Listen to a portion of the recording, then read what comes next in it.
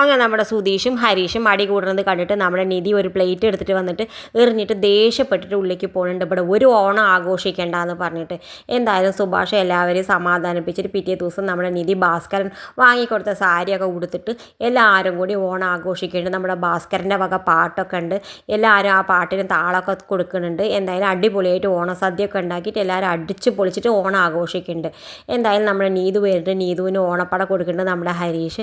എന്തായാലും പിന്നെ വരുന്നത് നമ്മുടെ ചാന്ദിനിയാണ്. ചാന്ദിനി നല്ല ഭംഗിയായിട്ട് സെറ്റ് സാരിയൊക്കെ കൊടുത്തിട്ട് വരുന്നുണ്ട്. എന്നിട്ട് നമ്മുടെ സുധീഷ് പറയുന്നുണ്ട്, നിങ്ങളെ കാണാഞ്ഞിട്ട് ഇവിടെ ഒരാൾക്ക് ഇരിക്കപ്പുറത്തി ഉണ്ടായിരുന്നില്ല എന്ന് പറയുമ്പോൾ ആർക്ക് എന്ന് പറയുമ്പോൾ നമ്മുടെ സുഭാഷ് സർപ്രൈസ് ഗിഫ്റ്റൊക്കെ നമ്മുടെ ചാന്ദിനിക്ക് വാങ്ങി വെക്കുന്നുണ്ട്, കുപ്പിവള.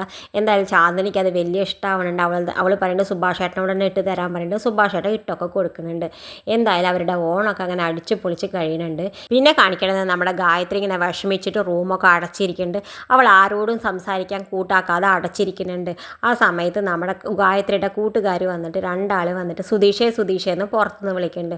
എന്താണെന്ന് സുധീഷ് ചെല്ലണ സമയത്ത് പറയുന്നുണ്ട്, ഗായത്രി അവിടെ റൂം അടച്ചിരിക്കുകയാണ്, നിങ്ങളെ കാണാഞ്ഞിട്ട് നിങ്ങൾ വന്ന് കോംപ്രമൈസ് ആയിട്ട് വർത്തമാനം പറഞ്ഞാൽ മാത്രമേ അവൾ വാതിൽ തുറക്കുള്ളൂ എന്ന് പറയുന്നത്, ഒന്ന് വരാൻ പറയുന്നത്. ആ സമയത്ത് നമ്മുടെ ഹരീഷ് വന്ന് പറയുന്നുണ്ട്, എടാ നിങ്ങളുടെ ഫ്രണ്ട് അതിൻ്റെ ഉള്ളിൽ കടന്നുറങ്ങായിരിക്കും, നിങ്ങൾ ഒന്നും കൂടി തട്ടി നോക്കൂ, അവൾ തുറന്നു വരും. അല്ലാതെ 2 ആഴ്ച ഇവനായിട്ടുള്ള പ്രേമം കാരണം അവളൊന്നും പോയി ഒരു ആത്മഹത്യയും ചെയ്യില്ല, നിങ്ങളൊന്നും പോയി നിങ്ങളെ പണി നോക്കുമെന്ന് പറഞ്ഞിട്ട് അവരെ പറഞ്ഞുകൊണ്ട്.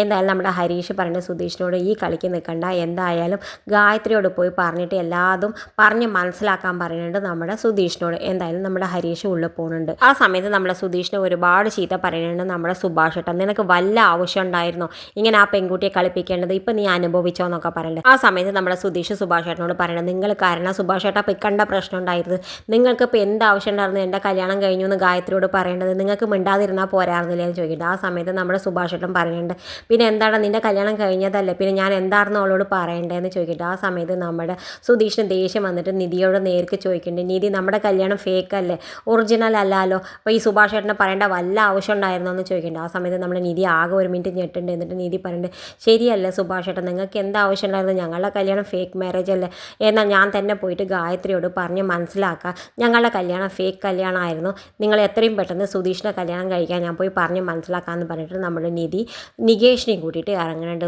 ഗായത്രിയെ കാണാൻ. എന്തായാലും ഗായത്രി റൂം അടച്ചിരിക്കുകയല്ലേ, അവളെ ഒന്ന് സമാധാനിപ്പിക്കാൻ വേണ്ടി മാത്രമാണ് നമ്മുടെ നിധി ഇറങ്ങി പുറപ്പെടുന്നത്. ഇത് കാണിച്ചും കൊണ്ടാണ് ഇന്നത്തെ പ്രൊമോ അവസാനിക്കുന്നത്.